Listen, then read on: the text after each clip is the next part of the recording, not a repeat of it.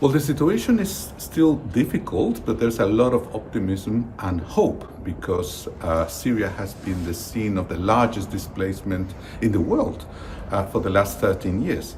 There have been about 13 million Syrians displaced, 7 million inside Syria, and 6 million refugees in many parts of the world, in Turkey, in Lebanon, in Europe, in many parts. But we don't have exact figures at the moment because on the Syrian side of the borders, there is no presence of the authorities so far. So there is nobody registering entries and exits of people. So we have some information from the authorities of the other countries, but not from the Syrian authorities. So we don't have official figures, but we know that thousands of Syrians have returned. But at the moment, we have not seen mass return because many people are still waiting to see what happens on the ground. Well, there are 6 million Syrian refugees in the world. The vast majority of them want to return to Syria. Nobody wants to be a refugee. They need the basic things that we all need.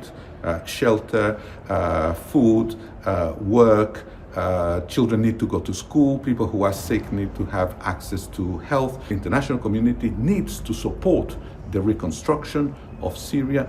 We need to have a stable government that ensures the rights of all people who are returning and who are already in Syria. In the medium and longer term, Syria needs its people.